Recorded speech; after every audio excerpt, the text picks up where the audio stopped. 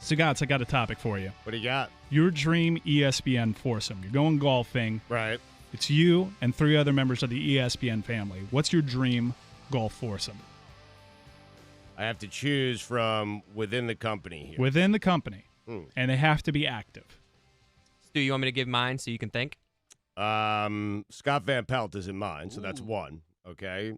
Yeah, go ahead. Give me yours. All right, I'm going Kenny Mayne. Right, that's a good one. I'm going Neil Everett because I got to hear how's it Right. at some point. Right. And I also go SVP, but I have a specific reason why. It's because I want to hit a good shot and him to say useful. What does Everett say, by the way? Well, like when he starts, like his way of greeting the How's audience. it? How's Yeah. it? Yeah, you think he says that after he hits a good shot? I don't know. I can't see Neil playing golf. Can you? Oh, I can see it. Yeah, Really? yeah. I picture Neil having a good time on the golf course. Well, no, I can picture Neil having a good time anywhere, not just on a golf course. But I can't imagine him to be a good golfer. I could be wrong, but that's the beauty of golf. If Shane Lowry walked down the street, you'd say to yourself, "Hey, that guy's not a good golfer." Yet he's the champion golfer of the year.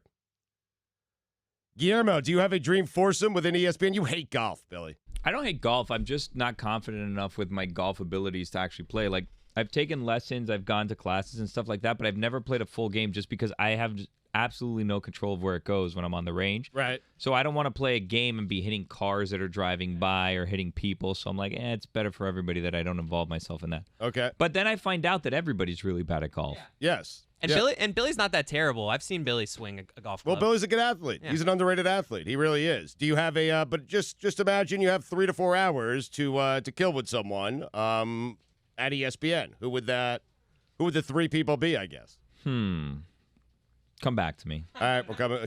I mean, really, Roy, you got a dream foursome? Yeah, John Butchergrass, Bucci, Stephen A. Smith, Stephen A. and Linda Cohn.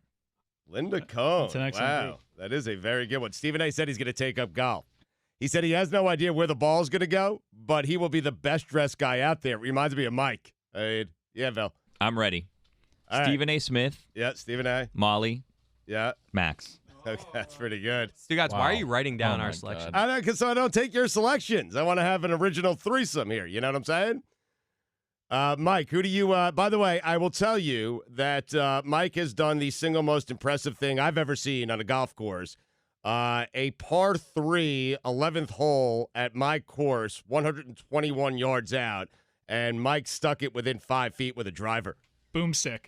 After us judging him, as he's walking up to the tee, we're like, Mike, what are you doing? And he just kind of looks back at us like, I got this. It started as whispers. It was me, Fat Chris, Greg Cody, Israel Gutierrez. Thanks for inviting me, by the way. You're welcome. And we were all snickering. We were all whispering to each other. Is he pulling out the driver here? Does he realize we're 120 yards out? And then it turned into just pure mockery, making fun of him before he took his shot. But Mike, to his credit, had the last laugh. I said as I was standing over the ball, I'm going boomstick here to a chorus of snickers. Yeah. Yep. 5 yards from the pin. The best shot I've ever seen hit on that now hole. it's getting further. Yeah. The more you tell it, it was like 3 feet from the pin. Well, how close was it? You tell us. Nah, I think 2 inches. 2 inches. If I was being That's close. honest and I What? remember correctly, I think it was like 6 or 7 feet. Nah. What? Mike feels like it was a tap-in birdie. It was a tap in. I remember it as a I tap-in got it in birdie. 2. I don't even know if you Did you even get a birdie? Yeah, No, I was birdied it. actually on Mike's team, and when it landed, I said, "Mike, you're good from there." I had no Well, idea where he was. We He birdied did it for 20 because feet, we birdied it because we played best ball. Mine was the best ball, and Stugotz tapped it in. yeah. That's right. So I don't know. I probably would have triple bogeyed it. So who do you have as your foursome? All right. So I like the idea of Neil Everett and Sam Verrett. I like their California vibe. Those guys got it figured out. And I think I'm going to go Joe Tess to complete my foursome. Wow, Yeah, I'm a huge fan of Joe Tess. that is. He's really, got really such a good. great vibe, such a great Good tan. shot, Michael. Oh, that's all I want to hear. And he could totally distract me if I step up over the pin and he just goes, Baker Mayfield. Get in the hole. Oh, that's what I want to hear. All right. So see, now I'm torn because you guys are going with people that might say cool things after a good shot or a bad shot. Maybe catchphrases, stuff like that. And so, well, SVP It's guys I has want to strike up a real friendship too. Berman would be a good one. Whoop. How about, I know that doesn't usually fit in a football highlight, but he'd work it in for you. how about Greeny? Like you have a couple of bad holes, bad shots, then you hit a good one. He's like back and better than ever. How about that? Nah. I really All's regret. flat. I regret not having Kornheiser in my foursome now. Right. Are you sure about that? Why? I don't know. I feel like me and him have similar personalities. I've never met him before, but I feel like maybe we'd get along. And by get along, we wouldn't be talking. We'd just be like kind of nodding at each other, like, Right. like giving each other like looks. We'd have great communication. But he would fully understand what you were Oh, saying, and you yeah. would totally understand what he was saying. We'd Yeah. be speaking the same language without Right. speaking any words. Right. Kornheiser seems like the type that would get real frustrated, though, if like the people he's playing with aren't up to a certain standard. I think once you've played golf several times with Barack Obama, like Billy falls short of the standard, right? Like he's not playing golf with us. He plays golf with ex-presidents, man. So what's your foursome? I'm going to go this is tough, man. It really is. I'm going to go SVP. I'm going to go Mikey C. I like heaters on the golf course. He always has heaters. And I'm going to go well, I'm torn here because if I leave Greeny out, then I'm going to hurt his feelings, and I'll get a call later. I know I will. No, you won't. I think you'll be fine. You're probably right. But haven't you golfed with him before? I have, yeah. So this is what you do. You just say that the rule was it's someone you've never golfed with, so you can't have him on your list because Okay. you've already done it with him. All right. I imagine Greeny's the type of golfer who shoots in the mid-80s, but he expects himself to shoot in the mid-70s. So he's playing a good round, yet getting really frustrated. I could be totally off on this. No, You so- played with him. Is he like that at all? Yeah, he still accuses me of sandbagging my handicap. Now here's the problem.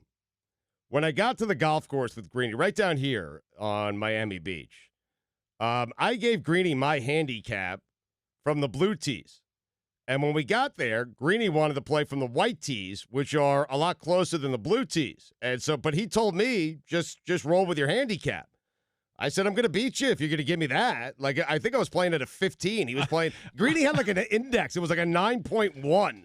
Like, it was weird. I didn't even know what it meant. And so I was like, okay, Greeny. So basically give me a stroke a hole.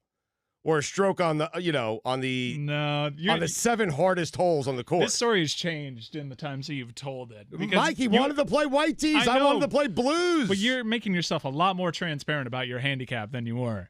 He asked you for your handicap, and then you saw you were going from the whites, and you just zipped your mouth up, and you're like, yep, we'll just stick with the same. Yeah, well, that's true. Greeny knew. So here's what I tried to do to kind of counter that, to balance that, because you're right. I totally sandbagged my handicap, okay? And I won the match, okay? But what I tried to do to balance all this out is I hit a crazy good tee shot off the first tee. Like, just stripped it right down the middle. Like 250, 255, right? And Greeny was nervous. He's like, oh, damn, Stugotz is good, and I'm giving him strokes.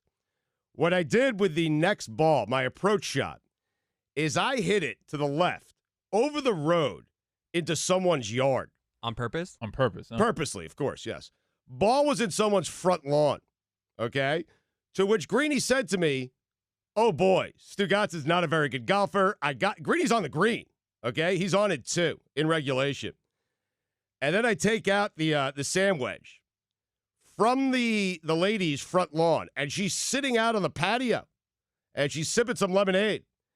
And I said, I apologize. I got to take this shot here. It's a big money game. And she said, you're not the first to take a shot from my front lawn, and you won't be the last. But I'm telling you, Greeny was sitting there for a few minutes, and he was thinking to himself, I got it. Stugotz is a terrible golfer. He had an 8-iron across the street into someone's lawn. I had to go across the street. I set up in her front lawn. We had a nice little chat. I had a sip of lemonade. Then you know what I did? I stuck my sand wedge 3 inches from the hole. Tap in par. And Greeny knew he was finished. And he said it right then and there. You're going to beat me today. And I said, I knew that before I even got here. How about that?